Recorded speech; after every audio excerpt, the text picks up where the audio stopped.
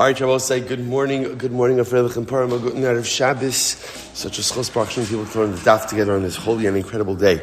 Begin by thanking all of our sponsors for this morning. Sure to thank our Talmud Torah sponsor for Tafshin Pei Hey, the Tilson Mishpacha of Am Yisroel, for dedicating all the shurim and drushos this year as a zechus for besuros, tovos for all of Am Yisroel. Talmud Torah sponsors for the month of Adar, Teri and Steve Czinn, in loving memory of Teri's father, Dr. Harry Kahn, Tzvi, Hersch, Ben, Yosef, HaKohen, the Ziv, Lavine, and Behrman families, in memory of Willian Ziv, Zev Shmuel, Ben Yisroel, and our week of learning sponsors, Paul and Kathy Pollack, in memory of Paul's grandfather, Zechariah, Ben Zechariah, we hope to the merit of our Talmud Torah, all of the Neshama Slav and Aliyah, the families in Nechama, all those who need a refuah Shabbat together with Kol Cholei Yisrael, Kodesh Baruch Hu Shem Meretz Hashem, bring home all of our hostages, allow our holy soldiers to be successful. B'chol Maaseh Yedehem, we should just be Zochei Meretz Hashem to Nisim v'Niflos for all of Klal Yisrael. Well, with that, let us begin. A lot to do today, Baruch Hashem, and less time than usual. So let's maximize it. Today's daf is page 987. We are picking up on Pei Vav on Beis 86b, and let's just pick up again with Amar Abaye. So if you see where Tosfos Amar is, Amar Av Yosef on 86b, you just move your finger to the left, and about 4 lines up from there. We actually read this yesterday, but let's just read it again now. Amar Abaye, Hakom Oldim ben Sora Mora, Hakom Oldim ben Sora Mora, Umachlokas ben Sora Mora. Okay, so we saw this enigmatic statement yesterday. So Abaye says like this: everyone agrees that ben Sora Mora, that the witnesses by ben Sora Mora chayiv. Everyone agrees that the witnesses by ben Sora Mora are pater, and everyone agrees that there's a machlokas. So what's the case? So Mora says, Hakom Oldim ben Sora Mora, Beidim Harishonim Shein Neragim Mitok Shecholim Lomar Lahal Kosabanu. Everyone agrees that regarding the first set of witnesses who come to testify about Ben Sora Mora, if they are made into Eidim Zomamin, that they cannot be executed. They cannot be executed. Why? Because they can always claim that their entire intention was only to go ahead and visit Malchus upon the kid. Ha'akol Ben Sora Mora, be'edim achronim sheneragim mitok she'edim harishonim yicholom ala kosavanu v'hani kulu davar ka'avdilei. And everyone agrees when it comes to the second set of witnesses who testify about Ben Sora Mora, that if they are made into Eidim Zomamin, that they can be killed. Why?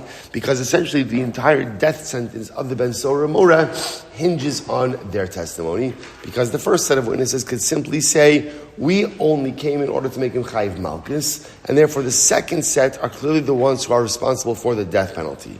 Or machlokes ben Sora Mora, whereas the machlokes case ben Sora Mora is actually quite interesting. Shnayim omrim b'fanenu ganav, u'shnayim omrim b'fanenu achal.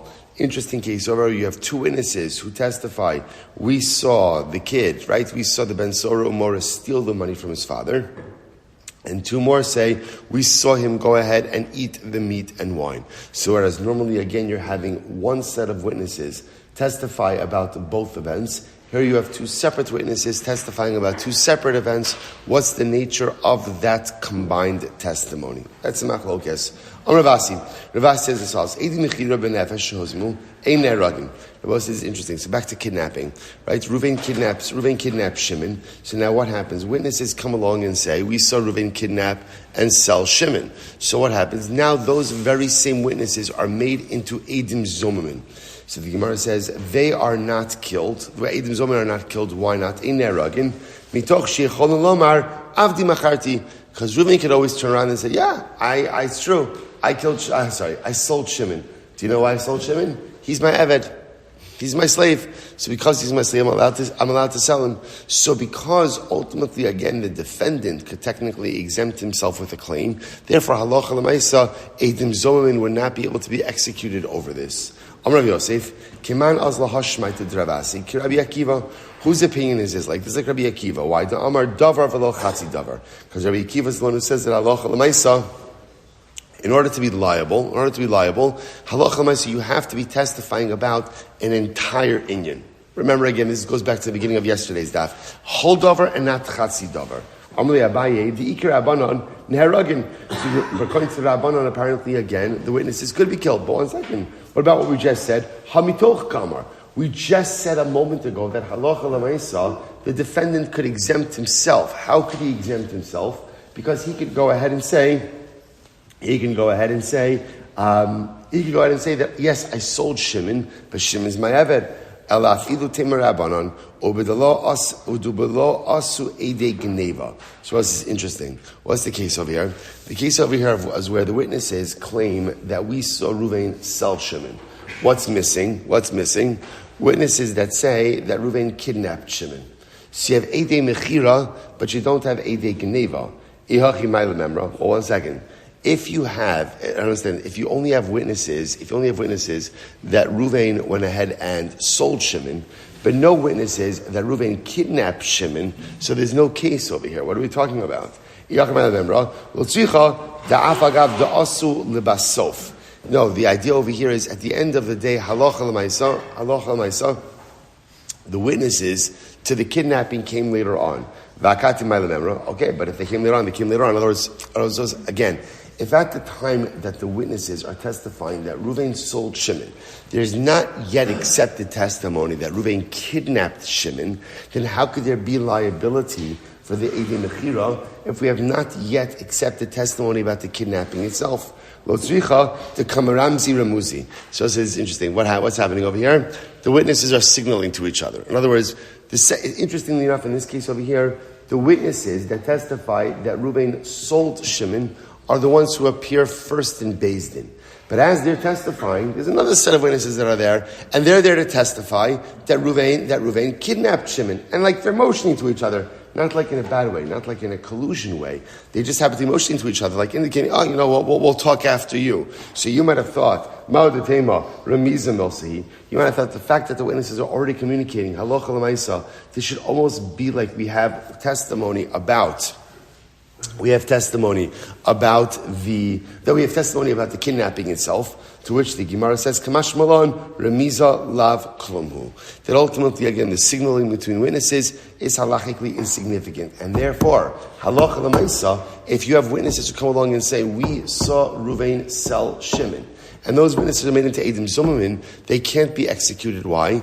Because there's been no formal testimony that Reuven kidnapped Shimon. Okay, good. We'll say Mishnah, moving along. Zakin Mamre. All right, so this is very interesting. So remember, we've spoken about this, we've referenced this before. Zakin Mamre, literally translated, is the rebellious sage. Essentially, in a nutshell, the rebellious sage is a member of the Sanhedrin, as we'll discuss in just a moment, who refuses to yield to the majority and remains set in his personal opinion. Again, he's put to death. We'll see the circumstances of that right now. Says the Mishnah, Zakin Mamre api Beis Din. A Zakin Mamre only becomes a Zakin Mamre based on Beis Din. Shenemar, ki pali mimcha davar lemishpat. So now we're going to explain the process for Zakin Mamre. Shlosha batei dinin hayu. Sham, right? There are three different batei din situated in Yerushalayim. Listen to this. Echad Yosef Pesach Harabayis. One basin was situated at the entrance of Harabayis. Ve'echad Yosef Pesach Hazara. One was situated at the entrance. We have the courtyard of the Beis Hamikdash. Ve'echad Yosef Belishkas Hagazis. And one was situated in the chamber of hewn stone. I will say, what we call the Sanhedrin, like the High Court, that was the last one. That's number 3, situated in Lishkas Hagazis. So listen to this. So what happens? So let me give you the backstory. The backstory is, and we're going to see this in the Gemara, there's a dispute in the local Beis Din, right? There's everyone is on one side, the Zakin Mamre is on the other side. They can't seem to reach resolution on this. So now they take their case up to Yerushalayim. First step is they go to this Beis Din, ultimately again at the entrance of the Harabayis. They come there. And the Zakin, right, we'll call it the sage in the minority, he comes along and he says, he presents his case in front of the Beis Din. He says, listen, Chevra, this is my position, this is the position of my friends. Ultimately, this is how I learned the situation. This is how my friends learned it. Im shamu amar lahem. So, and the Zakin essentially says to the Beis Din, Chevra, have you heard anything regarding this case? Have you heard anything regarding this? Okay, but I just want to point out a tremendous Mussar Haskell on this. If you notice, now remember again, he's not yet a Zakin Mamre. Right now, he's just the guy. He's just the dissenting judge. We'll see when he becomes a Zakin Mamre. But we'll say what's beautiful about this. If you notice how the Zakin Mamre talks, he goes to the Beis Din, and what does he say? This is my position, and this is my friend's position. Often in life, we are able to articulate our own position, but a lot of difficulty, certainly hearing and even more so articulating the positions of others. It's a mailah. It's a mailah, not only to be able to say our place, but really to take the time to actually understand someone else's opinion. I may disagree with it at the end, but at least it's, informed disagreement. As opposed to what happens all too often in life is we just kind of summarily or quickly or just superficially disagree with things that just don't sound right to us without really trying to understand what the other person is trying to say. So there's a lot of godless in this, that the Zakin Mamre is able to fully articulate the position of the other. So he goes on. Fine. So what happens if the first Beis, in the Beis at the Harabayas, they don't have anything to add to this conversation? So what happens? They go to the next basin. This basin is situated at the entranceway of the Azar, the courtyard of the Beis HaMikdash. Once again, the Zaken says, this is what I say, this is what my friends say. So and once again, the Zaken says, listen, Chevra, based in, at the entrance of the Azara, do you guys have anything to add? Right? Anything to add in this? If they do, fantastic. Ve'im lav, elu ve'elu ba'in lebeizin agadol shel lishkas hagazis. And if not, then everyone. Rabbi saying now, it's an interesting discussion over here. Everyone sounds like even the members of the other two Batei Din, everyone's now coming along to the high court in the Lishkas HaGazis. That's where they're coming. Shavimenu yotzei Torah l'chol Yisrael. This is the Beis Din. This is the Beis Din from which Torah goes out to all of Klal Yisrael. Shnei Emar min hamakom ahu asher yivchar Hashem. Okay, so we'll say so fine. So now it turns out that now the part that the Mishnah doesn't say over here is that they get Lishkas HaGazis. The Lishkas HaGazis rules in favor of the majority and against the Zakin, against the sole opinion. Okay. So if the Zakin goes back to his town and he just continues to teach in accordance with his opinion, fine, it's not a problem. When does he become a Zakin Mamre? When does he become a Zakin Mamre? If he remains not only entrenched in his opinion, but he encourages people to act upon that opinion. In other words, if the Zakin Mamre comes back home and all he's doing over here is just simply teaching his opinion, right? He's espousing his Torah, fine, espouse your Torah. But if he comes back after this entire process and says, Chevra, this is what you have to do, clearly in defiance of the majority, that's a problem. That's when he becomes a Zakin Mamre. Chayiv, ad she'yoru lasos. Talmud shehora lasos. Pater. They're both saying, now, interestingly enough, all of this is a Zakin. Now, what is a Zakin? A Zakin is an ordained sage. That's going to become a Zakin Mamre. Let's say you don't have a Zakin Mamre. Let's say it's just a Talmud. What's a Talmud? Like it's Rashi says over here, Talmud shelo higia lahora v'nechak abezin. So this is a guy, a Talmud is someone who might be a Talmud Chacham, but he has not yet gotten to the level of hora, of what we call pasking halacha. So let's say an individual like this goes ahead and disagrees with the Beis Din and even instructs others to paskin like his particular opinion. Ultimately, pater. He's pater. Why? Because the din of Zakin Mamre is only a din of someone who has smicha and someone who has reached the level of hora, of ultimately going ahead and instructing others, paskin halacha. Nimtza chamuro kulo. So everyone will say, it turns out that ultimately, again, his chumrah. What's his chumrah? His chumrah is that he's not allowed to paskin halacha. But that chumrah that is not paskin halacha ultimately turns out to be a kula. What does it mean, a kula? That he's not put to death for being a Zakin Mamre. Incredible. All right, Commissioner will say, Gemara. Tanabanon. Here we go. So now, we've just outlined the process for Zakin Mamre. So now we know exactly how this works. Now the interesting part is what kind of machloksim, right? What kind of disputes are we talking about a Zakin Mamre and between his fellow sages? So Tanabanon. Ki palim imcha davar, top of page 87a, b'mufla sheva bezin hakasam medaber. So first of all, we're talking about someone who will say a mufla. Now what is a mufla? An expert. In order to become a Zakin Mamre, you can't just be a regular guy. To be a Zakin Mamre, you have to be a recognized expert. Next, mimcha. So we'll say, I just want to point out over what's happening. The Torah is the Gemara is analyzing the pasuk. The pasuk the Gemara is analyzing is ki palim mimcha davar mishpat. When some matter in halacha will be unclear to you, bein dam ledam, right, between blood and blood, bein din ledin, judgment and judgment, nega lenega, right, one type of nega. What is it? Affliction. Good, affliction. There's another word, right? Lesion. Okay, good.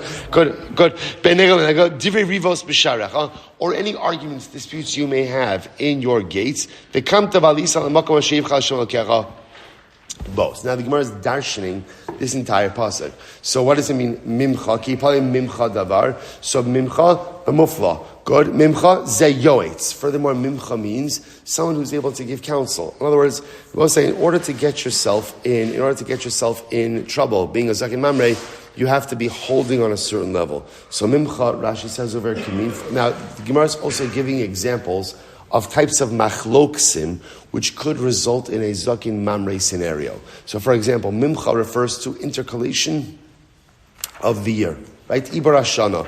Right? Leap year, not a leap year. So this is the kind of thing, let's say there's a dispute about that. Next, so the Gemara says, Mimcha, v'cheinu omer, Mimcha yatsa choshev al Hashem re'echa, yois b'lial. Davar, next is Davar. Zu halacha. This refers to the dispute in halacha. For example, there's a dispute between the Zakin Mamrei and the other individual about halacha l'Moshe Misinai. Halacha l'Moshe Misinai. Right? So that's what they're disputing.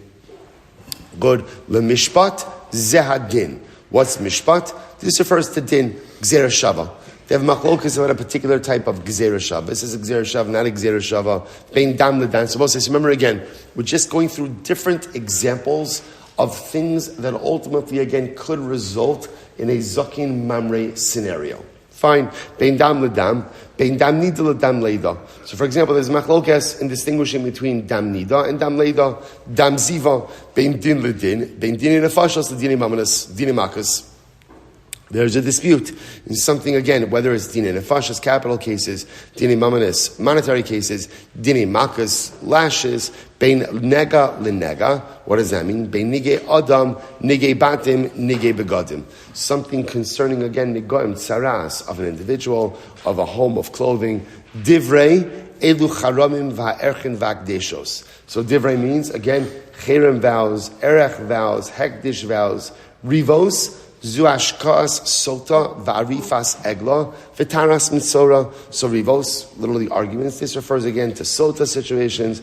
Egla arufa, decapitated calf. If they find the body that someone's that's killed, and taras mitzora b'sha'arecha, in your gates. Zu leket shichacha upeya. This refers again leket shicha and peah, the different tithes that are left, different agricultural tithes that are left for the poor. The kamta. So again, what the Gemara just did over here is just darshan all the different possible areas of halacha where you could have an argument which could result in a zakin mamrei scenario. Okay? The kamta, so and you will get up. Where is that? Where are you getting up from? Mi Bezdin, from the local court. Va'alis, and you will go up. Melamed, shebeis hamikdash gava me'eret Yisrael, ve'eret Yisrael gava mikol ha'aratzos. What does this teach us? So the fact is interesting. The Torah says you will get up from wherever you are and go up. Go up. What do you see from it going up? We see the Beis HaMikdash is the highest point in Eretz Yisrael, and ultimately, again, Eretz Yisrael is higher than all of the other lands. The fact that ultimately, again, the lashon of aliyah, of ascension, is used with the Sanhedrin, which is located in the Beis HaMikdash, and with Eretz Yisrael. Incredible. So the Gemara says, okay, let's analyze that for just a moment. Bishlam Beis HaMikdash kavam Eretz Yisrael dichsev va'alisa. So I understand why we say that the Beis HaMikdash is taller, is one of the tallest parts in Eretz Yisrael, because the lashon is va'alisa. You go up to Beis HaMikdash. Ella Eretz Yisrael gava mikol ha'aratzos minalei. From where do I know that Eretz Yisrael is higher than the other lands? Dichsev lachin hine yomim ba'im nu'um Hashem. Lo yomer chay Hashem asher he'ela es b'nei Yisrael me'eretz Mitzrayim. Kim chay Hashem asher he'ela b'asher hevi ezera beis Yisrael me'eretz tzifona. Mikol ha'aratzos asher yidachtim sham v'yashuv al ha'masah. We'll say, how incredible is this? The Gemara over here is quoting the pasuk from Yirmiyahu HaNavi. And Yirmiyahu HaNavi says something beautiful. He says, the day will come. Hine yomim ba'im. The days will come where we will no longer simply refer to HaKadosh Baruch Hu as the God who took us out of Egypt, right? And if you notice, we'll say the lashon over here is Ha'ela es bnei Yisrael me'eretz. Hashem took us. It's not just simply out. What does Ha'ela mean? Hashem took us up. Hashem took us up. So we won't only refer to the God as God who took us up from Mitzrayim to Eretz Yisrael, but rather what?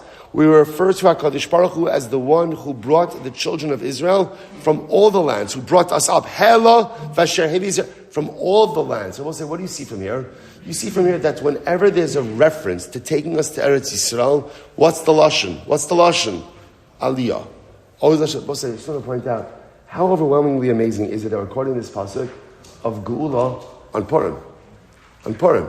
It's not even the best Purim reference. Just hold on to your seats. Wait till you see what's going to come. Wait, right? Let's say, but just amazing. A pasuk about Geula, we're literally talking about the fact that Kadosh Baruch Hu is going to take us out of all of the lands of our dispersion and is going to bring us up. Going to bring us up.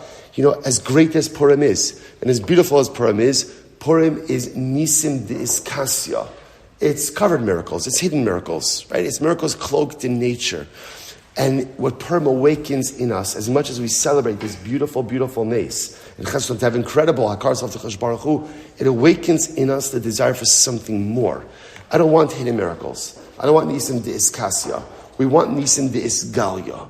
We want revealed miracles. And here, as we're yearning for revealed miracles, what does the Gemara give us? The Gemara gives us such a beautiful matana. Pasuk Yirmiyah and Navi. Yirmiyah reminds us the revealed miracles are going to come. They're going to come. And when they come, you're going to Kadosh Baruch Hu is going to take us up. He's going to take us out. Because every reference to Eretz Yisrael is only one direction. And that's always going up. Incredible. Tana Banan. Zakin Mamre. Eno Chayiv Ella Adavar Shezdono Kares. B'Shigagaso Chadas to Rabbi Meir. So this is very interesting. So now that we're going to see there's essentially a three-way machlokes about what type of legal matters could make someone into a Zakin Mamre. So Rabbi Meir holds that it's only regarding something which if done intentionally would be a chiyuv kares, and accidentally would be a chiyuv chatos. Rabbi Huda says, al davar she'ikara midivrei Torah, perish midivrei sofrim. Rabbi Huda says, no, it's about something where the source halacha is midaraisa, but the interpretation is through the Rabbanon, and they're arguing about the interpretation. So Rabbi Shimon says, afilu diktuk echad diktukei sofrim. Rabbi Shimon says, it's pretty much anything. Even if they're arguing about like a small detail in rabbinic law, diktukei sofrim, ultimately, again, it can still become a zakin mamre. So let's analyze this. My time to Rabbi Meir. So let's Rabbi Meir's Zach. So remember, Rabbi Meir said that halacha l'maisa, ultimately, again, Rabbi Meir said that halacha l'maisa, the only type of thing that can make you into a zakin mamre, ultimately is the type of thing where if you do it intentionally, it's kares, unintentionally a chatos. So the Gemara says, what's his logic? Gamar davar. He makes a gzera shava ultimately again of davar. So the Gemara says, ksiv hacha, ki pali mimcha davar l'mishpat. So I'll say first of the widest lines. It says over here, ki pali mimcha davar l'mishpat. Uksiv hasam, v'ne'elam davar me'ene hakal. That's talking about the parhelam davar min hatzibur, where the Sanhedrin paskins incorrectly and ultimately leads the people to go ahead and make a mistake.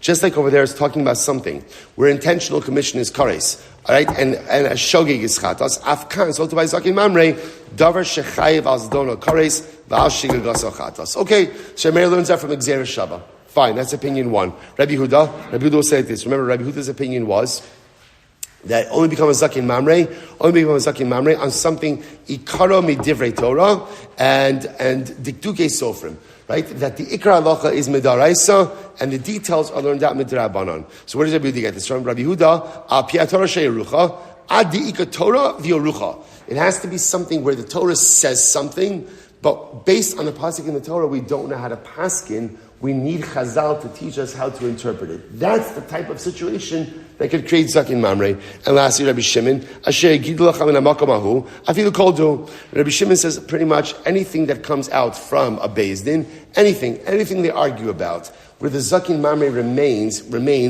kind of fixed in place and refuses to yield to the majority, that could create zakin mamre. Amli Rav Huna bar Chinana, l'Rava. Tirgamali lahamasti. So Rabbi Meir. Supposed to get ready for this. Shafuna said, like Rav Huna Bar China said, fine. Take the brisa, and Abba says, referring to the brisa we spoke about on the beginning of the daf. Take the brisa and interpret it to me according to Rabbi Meir. So I'll say, so remember again, Rabbi Meir is of the opinion that halacha l'maisa, you could only become a zakin mamrei if there is a machlokes regarding something that, if done intentionally, has a chiyuv kares, and if unintentionally carries a chiyuv chatas. That's the only it's a limited body of halacha. That like if they have a machlokes, if they have a machlokes, do you need to read the Megillah a second time, during the day? If that was to be a machlokes, that could not result in a zakin mamri scenario. Why not? Because it's a din d'Rabbanan. Rabbi Meir says it's only if they're machlokes about something which, if done intentionally, chiyuv kares, unintentionally, chiyuv chatas. So now listen to this. So Rav Huna Bar China said to Rabbah, interpret to me the brisa according to Rabbi Meir. Tell me how this whole thing works according to Rabbi Meir. So watch this. Here we go. Ki pale. So he's interpreting the same exact pasuk that we started the daf with today. So ki pale. If something will be so b'mufla shabez. So first of all, everyone agrees. I want to say, in order to go ahead and become a zakin mamrei, you got to be a mufla. You have to be someone who's an expert. Everyone is an expert. Okay, fine. Next, mimcha ze yoetz sheodeh la'aber shanim v'likbach hadashim. Furthermore, not only an expert, but an expert sheba experts. What's an expert sheba experts? Someone who knows about the intercalation of the moon.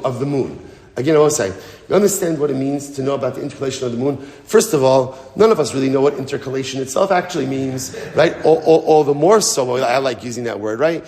So all the more so, the actual process for the intercalation kite of the moon, of the year, of the month. So you're talking about the expert of the experts. Fine. Next.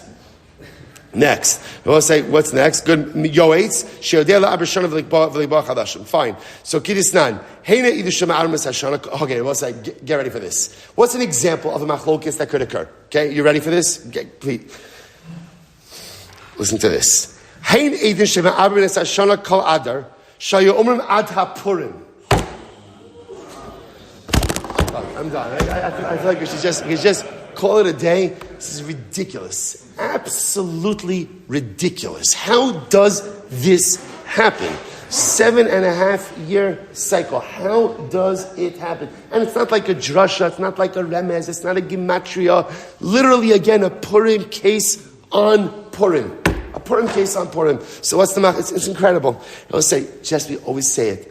Sometimes, we get up early, we deprive ourselves of sleep, we push ourselves, we're going, it's a lot of information, not a lot of time, and we wonder HaKadosh Baruch Hu, how do you feel about this? Is this the proper avoda? And then every once in a while, and not so infrequently, the devotion gives us just a beautiful kiss, a nachas kiss, a nachas embrace, says, my children, I love you. And thank you. Thank you for waking up early, or whenever we do the daf. Thank you for carving out the time to learn my Torah. And if you think that I'm not listening to you, and if you think that I'm not attentive to you, and if you think that out of however many blot there are in Shas, that a Purim sugya should come up in Purim. I always say, one day earlier, one day later, no, punct on Purim, the Purim sugya comes up. I always say, just know. Sometimes, what does every child want to know? Deep down, every child wants to know that I give my father nachas. That's what I want to do. Spend our lives trying to give our parents nachas. So again, all the more so with the Ribbon Shalom. And then a Gemara like this comes along, and we know that Abba is so incredibly proud of us. We should be zocheh to continue to give our father nachos and mevesim shalom tovos. So again, the Gemara gives an example over here. What's the Purim case? For example, so for example, I'll say they have a machlokes about how to go ahead and declare a leap month, a leap year. So again, the other members of the Sanhedrin said that they could go ahead and make the entire Adar into to create an Adar Sheni, right, up until Purim. So that's machlokes. Up until Purim, after Purim, the ilahai gisa kashari chametz b'Pesach, the ilahai gisa kashari chametz b'Pesach. And I will say now the ramifications, of course, of that machlokes is what? The ramifications are you going to end up eating chametz on Pesach? Right? Because remember again, Depending if there's going to be a leap year, another Sheni, another base, so that's going to determine when Pesach falls out. You have chametz ramifications. So here's an example of a machlokes where again the stakes are kares versus chatos. Good. The Gemara goes weiter. Davar zehalacha. Zu hilchos achalasar. De itmar asiri. Rabbi Yochanan amar asiri kitishi. Rabbi Shimon ben Lakish amar asiri ka'achadasar. So we'll say. So again, if you take a look at Rashi, Rashi says over here. Hilchos achadasar yom achron shal yud aleph shebei nida lenida. Shabbos says. So remember again from last cycle, from Hilchos nida, from Mesechus nida. So we have this concept. Rashi points out over here that there are 11 days, at least 11 days between every nida cycle. Remember again, the way Hilchos nida works midoraisa is a 7-11 cycle. 7 days of nida, 11 days of ziva. So the Gemara quotes over here again. We'll say we're not going to get in depth in all of these machloksim, partly only because of time. They're all fascinating in of themselves. These are all I want to just frame what we're doing over here. We're just trying to show a series of machlokes. Remember again, we're trying to go according to Rabbi Meir. Rabbi Meir holds the only time you can become a zakin mamre is if you have a machlokes regarding something which, if done intentionally, is a chi of kares, and done unintentionally is a chi of chatos. We're just trying to now interpret the pasuk that we interpreted at the beginning of this daf and highlight a whole bunch of cases that fit into that criteria. So for example, again, what's davar? This refers to the following halacha. Zu hilchos achadasar deitmar asiri. What happens if a woman bleeds on the 10th day? Rabbi Yochanan amar asiri kitishi.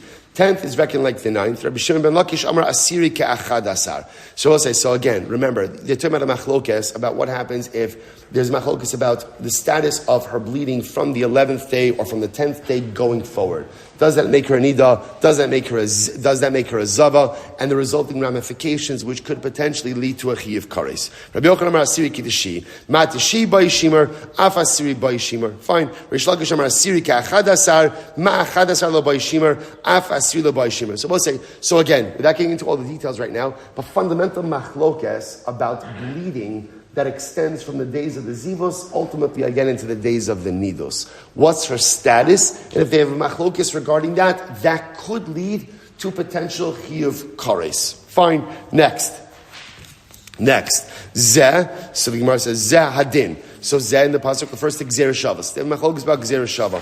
What does that mean? About say Amud Beis din bito ma'anasaso. So for example, they have machlokes regarding whether or not one's daughter from a woman who he violated. Let's say Reuben violated a woman, he violated Rachel, they had a daughter. What's the erva status of that daughter to Reuben? So Reuben, Damarava Amalei Rav Yisrael Baradimi Asya Heina Asya Zima. So we'll say, so again, for example, the way, remember we saw this sugya actually. So we paskin that ultimately even the daughter from a woman who still his daughter, and therefore again she is an erva to the father. She's an erva to the father. So let's say again, the Zakin Mamre paskin says no, it's only your daughter from a legal relationship, but not from a woman who he violated. So again, this would be an example of where a machlokes would be a chi of kares if done intentionally, chi of chatas unintentionally. Bein dam lidam. Bein dam nida dam leida dam ziva. So what are the cases over here? Dam nida beplukta akavya b'mehalala v'rabanan. So for example, by dam nida, the machlokes can be like the machlokes in akavya b'mehalala v'rabanan. What's the machlokes? Tisnan dam hayarak. What happens if a woman sees yellowish blood that has a yellowish color to it? So dam hayarak. Akavya b'mehalala metame. So akavya b'mehalala says ultimately again that it's tamei. The chacham metarim, and the chachamim ultimately say that it is tahar. So I'll say, so once again, what are the ramifications of this machlokes? The ramifications are a chi of kares, because relations with a woman who's in nida carries with it a penalty of kares. So again, these are examples. Dam leida. What's the dam leida case? This is very interesting. Beplukta de Rav Levi. So this is machlokes Rav and Levi. The itmar Rav Amar Mayin Echadu HaTorah. So I'll say, so remember again, the way it works, the fascinating halachos midoraisa with childbirth. What are the halachas? The way the halachas midaraisa. Now again, we don't pass in this way today because our whole system of like dam leida, dam nida, dam ziva have kind of morphed into one framework called nida. But again, midaraisa, the way it works, a woman gives birth, and after she gives birth, she bleeds for a certain amount of time. The blood is tamei, and then for a certain amount of time afterwards, depending if it's a boy or a girl, the blood is tahar. There's a machlokes about the mechanics of that. Rav Amar Mayin Echatu. Rav says, really, there's one source of blood, HaTorah Timaso, HaTorah Tiraso. And again, at a certain point, the Torah says the blood is Tameh. Another point, the Torah says, ultimately, again, the dam is Tahar.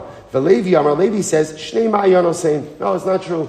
It's two different kinds of sources of blood. So the Gemara says, Nistam hatamei niftach hatar, Nistam hatar niftach hatamei. So literally again, if the tamei source is closed off, the tar one is open. The tar source is closed off, the tamei one is open. Now both say, now what does that matter? What does that matter? So this comes up in a case where ultimately a woman continuously bleeds without going ahead and stopping. So can we say that she switches over from what we call dam tamei to dam tar? So once again, the ramifications over here are a chiyuv kares. All we're trying to show again are examples of cases where the zaki and man would be arguing with the rest of the beis din, and the stakes of the case are kares if done intentionally, chatas if done unintentionally. Dam ziva, what's the dam ziva case? The book of Rabbi Yoshua.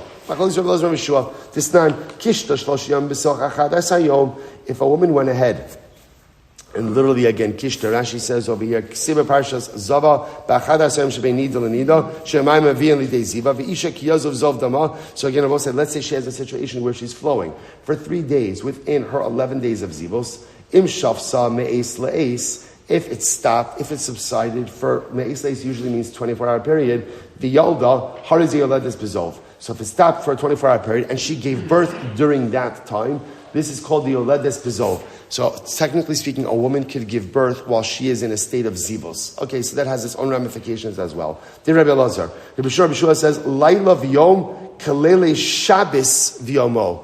I would say, how incredible is this? Right, in one Gemara, right, a reference to Purim, a reference to Shabbos. Reference to Purim, reference to Shabbos.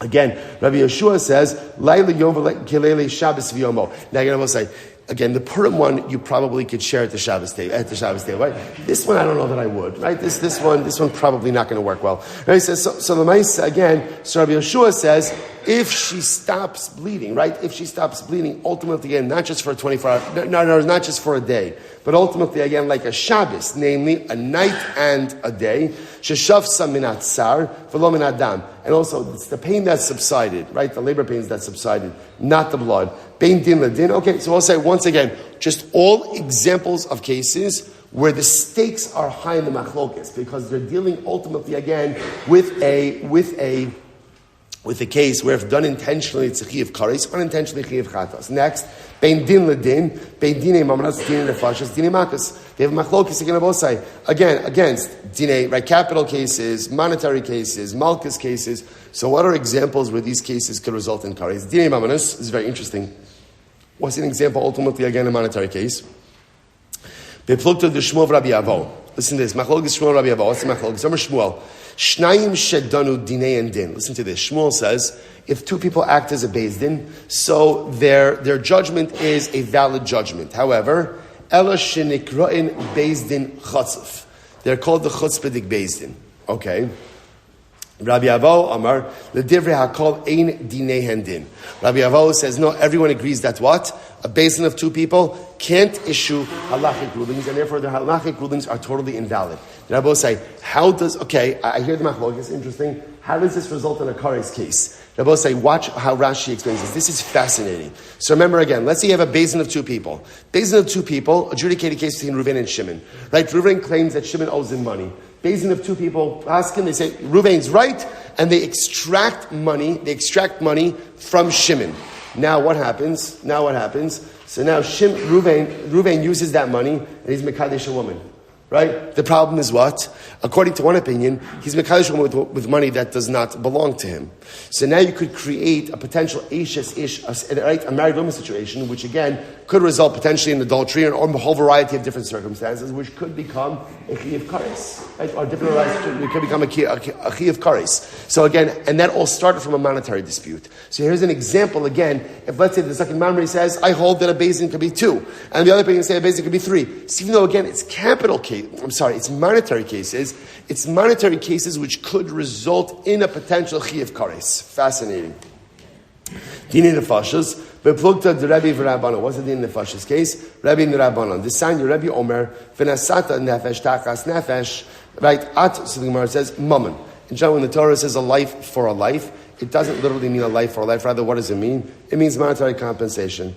Ata omer mamano eino ela nefesh mamish. You say money, but maybe it means actually a life for a life. Ne'emar nesina lemala, v'ne'emar nesina lemata. Says Gzeir Shava, right? It says nesina above, it says nesina below. Ma lahalon mammon, afkan mammon. So we'll say, so once again, let's say they have a machlokes about what nefesh tachas nefesh means. So literally, the zakin mamre could be pasking to put someone to death. The other chevra could say, no, it means monetary compensation. And once again, this could potentially lead to a chiyuv kares if done intentionally, chiyuv chatos if done unintentionally. Dine makas, what about makas, Rabosai? We pulled to Rabbi Shmuel Rabbanan. This nan, makas begimel, Rabbi Shmuel bechaf gimel. So again, fundamental machlokes, how many do you need for a beis din, ultimately again of malchus? So one opinion says a beis din of gimel, 3. Another says a beis din of chaf gimel. So both say, you know what we're going to do? We're going to stop over here. We're going to stop over here for today. I know we went a little bit fast. I wanted to be able to get through. But again, I just want to, here's the takeaway. Here's the takeaway. We know we have, right, Mishnah taught us the zakin mamre. So now we know the entire process of zakin mamre. Three-way machlokes, ultimately again, about what are the cases that make one a zakin mamre.